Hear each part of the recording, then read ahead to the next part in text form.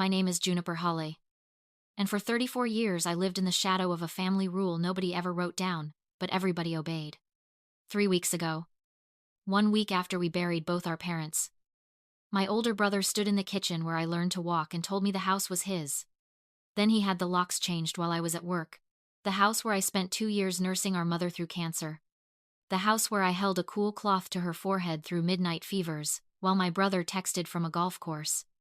He put my boxes on the porch in the rain, and told me I was a guest who had overstayed her welcome. But my brother didn't know one thing. Our mother had spent 8 years quietly preparing for exactly this moment. Before I tell you what happened in that lawyer's office, if this story is already pulling at something in you, drop a comment and let me know where you're watching from tonight. I read every single one. Now let me tell you how a daughter who was told she'd get nothing ended up holding everything. To understand what my brother Derek did, you have to understand the Hale family of Maple Ridge, Ohio. My father, Walter Hale, ran a successful electrical contracting business, and he believed, without ever saying it out loud, that sons were the ones who carried a family name forward. Daughters were the ones who smiled in photographs and eventually became someone else's responsibility. He wasn't cruel in any way you could point to and name. He simply spent his attention like a man with a limited budget. And Derek always got the lion's share. Weekends in the garage, learning to rebuild engines, college tuition at Ohio State, paid in full, connections handed to him the moment he decided he wanted to get into commercial real estate. When I said I wanted to become a nurse, my father told me, "That's an expensive way to spend a few years before you get married." I worked 2 jobs and took out loans and did it anyway. My mother, Margaret, was the quiet center of our house. She kept a rose garden along the back fence that she tended every morning before the heat came in. She had a gift for smoothing over my father's sharper edges so they didn't cut as deep. 8 years ago, after another dinner where my father spent 20 minutes praising Derek's first big deal and never once asked about my nursing program, my mother pulled me into the hallway. She squeezed my hand and said, "I have taken care of you, Juniper. You just don't know it yet." I thought it was something mothers say to make you feel better. I had no idea she had spent that same week meeting with an attorney. 2 years ago, my mother was diagnosed with stage 3 ovarian cancer. I still remember the phone call. I was on shift at a rehabilitation center when my father called, which he never did. "Your mother's sick," he said. "You need to come home." Not "we need you." Just, "You need to come home." As if it had always been assumed that this job belonged to me. I moved back within days. I switched to overnight shifts so I could be with her during treatments. My paycheck shrank. I didn't care. This was my mother. Derek visited 3 times in 2 years. 3 times. Each one shorter than an hour. He'd walk in wearing a suit that cost more than my monthly rent, kiss her forehead, glance at his watch, and leave. His wife, Vanessa, came once, and spent most of the visit taking pictures of the living room for her social media page. My father never once acknowledged what I was doing. In his mind, this was simply what daughters did. But my mother started disappearing once a month for what she called paperwork errands. I would drive her into Columbus, wait in the car, and bring her home. She always seemed lighter afterward, like she had set something heavy down. One night, as I helped her into bed, she took my hand and said, "You are a good girl, Juniper. Whatever happens, remember that you did everything right." I thought she meant the cancer. She didn't. Derek and Vanessa lived in Dublin, a wealthy suburb, in a house with a 3-car garage and a mailbox that looked like it belonged outside a hotel. Vanessa called herself an interior design consultant, which as far as I could tell meant she posted photos of other people's homes. At the last holiday dinner my mother was well enough to attend, Vanessa looked across the table at me and said, "Have you ever thought about a career with a little more upward mobility? You can't change bedpans forever." My mother's hand tightened around her fork. "I'm a registered nurse," I said quietly. "I help people survive." Vanessa laughed. A light, dismissive little sound, and changed the subject. Later that night, getting water in the kitchen, I heard Derek and Vanessa in the hallway. "Don't worry about her. Derek was saying. Dad's already told me everything's mine. She's just here playing nurse until Mom's gone. Then she'll disappear back into her little apartment. Vanessa's voice was tight, almost desperate. Good. We need this. Derek. We really need this. I stood frozen behind the door. But I told myself it was nothing. I had no idea how wrong I was. 6 weeks ago, my mother's oncologist told us the cancer was gone. We cried together in the parking lot. She wanted to visit her own mother, my grandmother Ruth, who lived 2 hours away in an assisted living community. My father had been promising to drive her for months. 4 weeks ago. They finally went. They never made it home. A truck crossed the center line on a rural highway outside of town. The police told me it happened instantly. That neither of them suffered. I don't know if that's something people say to be kind or something that's actually true. I was on shift when I got the call. I remember sitting on the floor of a stairwell because I couldn't breathe standing up. The funeral was 4 days later. Derek gave the eulogy. He spoke about my father for nearly 10 minutes and mentioned my mother's name twice. Before the last guest had even left the reception, he pulled me aside near the coat closet. We need to talk about the house, he said. You need to be out by the end of the week. It's mine now. Dad made that clear years ago. I told him we hadn't even read the will. The will is a formality, he said, straightening a tie that probably cost more than my car payment. You know how Dad felt. You should be grateful I'm giving you a week. Grateful. I stood there in my black dress with a used tissue still tucked in my sleeve and felt something in me go very still and very cold. He didn't even wait the week. 2 days later, I came home from a 12-hour shift to find my key no longer worked. I walked around to the garage and found my belongings in cardboard boxes, soaked from the afternoon rain, stacked against the wall like trash waiting for pickup. Through the window, I watched Vanessa walk past with a glass of wine, glance at me, and smile before turning away. I called Derek. The house is legally mine, he said, without a trace of apology. You have until tomorrow to get your things off the property. I sat down on the wet grass beside my ruined boxes, and that's when I found it. Tucked inside a box of my mother's old gardening gloves was a cream-colored envelope with my name written in her careful, slightly shaking handwriting. I called the one person I trusted without hesitation. My former charge nurse and mentor, Carol Jennings. She arrived in 20 minutes flat and told me to get in the car, that I was staying with her for as long as I needed. That night, wrapped in a blanket on her couch, I finally opened the letter. My darling Juniper, if you are reading this, then what I feared has happened. I want you to know that I saw everything. I could not change your father, but I could protect you. Contact Diane Foss at Foss & Whitman in Columbus. She has everything you need. You were never a burden. You were the best thing I ever did. I love you more than every rose in that garden. Mom. I called the number at the bottom of the page the next morning. Diane Foss's office sat on the 3rd floor of an old brick building downtown. All dark wood and quiet light. She was maybe 60, silver-haired, sharp-eyed, and she took my hand like she had been waiting for this exact moment.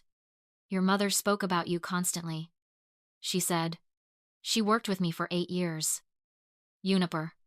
She was one of the most deliberate people I have ever represented. She told me not to react to anything Derek said before the reading.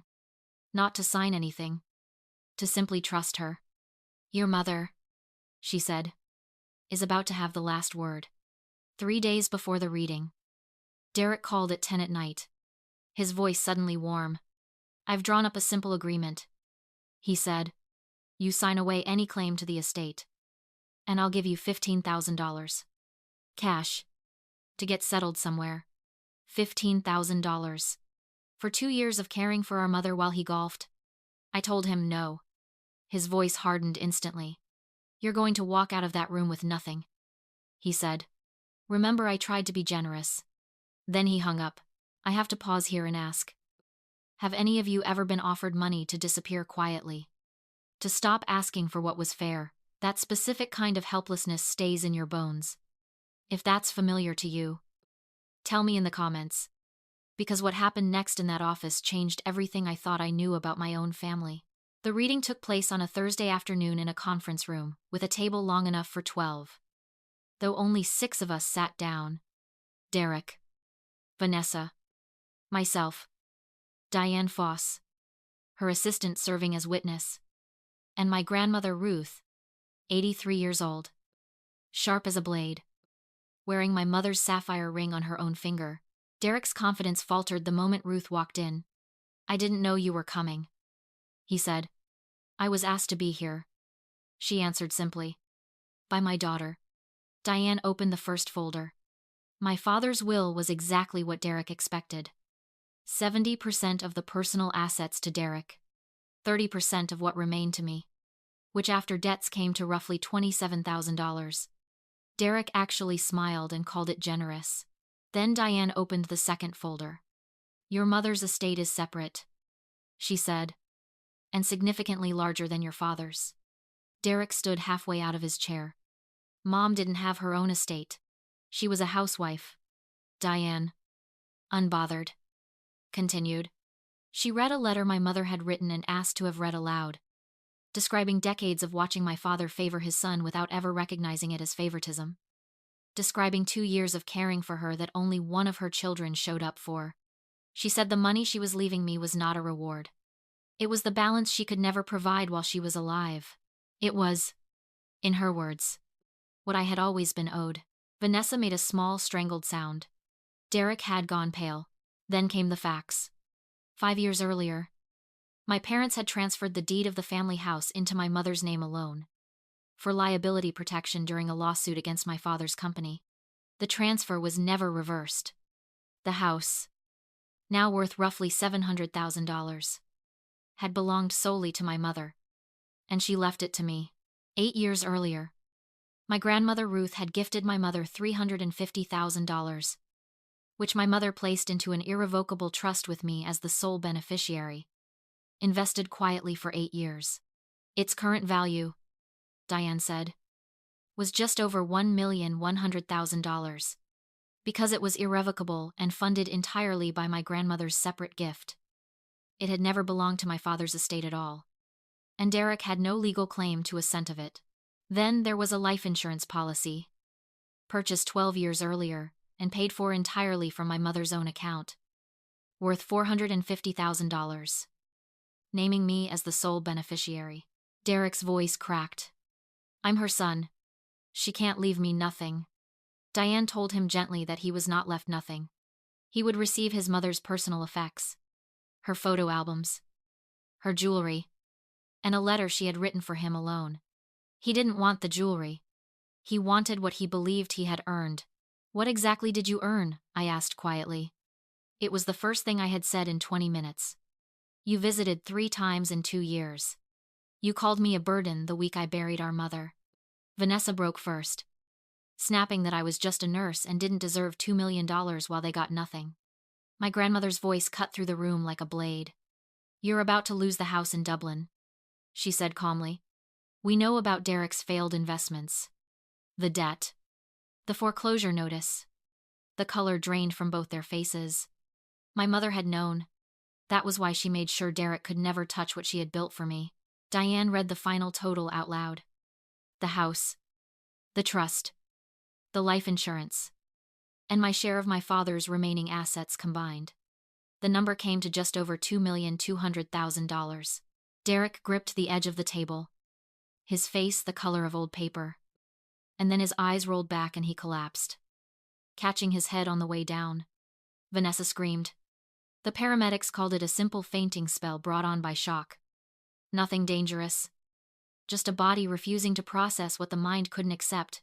20 minutes later, pale and unsteady, he looked at me and asked, almost pleading, how I could let this happen to him. "I'm not going to pretend the last 3 weeks didn't happen," I told him. "You get exactly what you earned. The same way I'm finally getting what I earned." I want to pause again, because I know some of you are wondering why Vanessa said what she said out loud. In front of a lawyer. In front of witnesses. The answer is fear. When the thing you've built your entire identity around disappears in front of you, people stop performing. If you've ever watched someone's mask slip the moment the money left the room, Tell me about it below. My grandmother followed me into the hallway afterward and pressed a small velvet box into my hand. Inside was my mother's sapphire ring. She wanted you to have this, Ruth said. It was mine first. I gave it to her on her wedding day. She gave it back years ago so I could give it to you when the time was right. It fit my finger perfectly. She told me something else. Something not written in any will. My mother had wanted to leave my father once. Long before either of her children were born. She stayed. And years later she built, in total secrecy, a way to give her daughter the freedom she never allowed herself. That's what all of this was, Ruth said. Her way of giving you permission to walk away from anyone who doesn't value you. A month later, I sat across from a financial advisor Diane had recommended. A woman with 2 decades of experience and zero interest in flattering me into bad decisions. We paid off my nursing school loans, a debt that had followed me for 6 years. In a single transaction, we moved most of the trust into conservative long-term investments. I kept working at the rehabilitation center, because money was never the thing I was actually missing. I wasn't ready to move back into the house yet. Not with the memory of my boxes soaking in the rain still fresh. But I wasn't ready to sell it either. I rented it to a young nurse from my own hospital and her family. Her daughter asked if she could take care of the rose garden along the back fence. I said yes. 3 months after the reading, my grandmother called to tell me Derek had listed the Dublin house and Vanessa had filed for divorce. I felt no satisfaction in it. Only a tired kind of sadness for the boy who used to let me ride on his shoulders at the county fair. Long before either of us understood what our family had taught him to believe he deserved. I don't wish my brother harm, but I also understand now that his healing is not my responsibility. Mine is to live the life my mother spent 8 quiet years building for me. To guard my peace the way she once guarded her secret. And to remember that walking away from people who never valued you isn't cruelty. It's survival. If someone in your life ever told you that you were too much or not enough, family, a partner, anyone who should have protected you, I want you to hear this. They were wrong. You were always enough. If this story meant something to you tonight, tell me in the comments who protected you, or who you wished had. Thank you for staying until the very end. It means more than you know.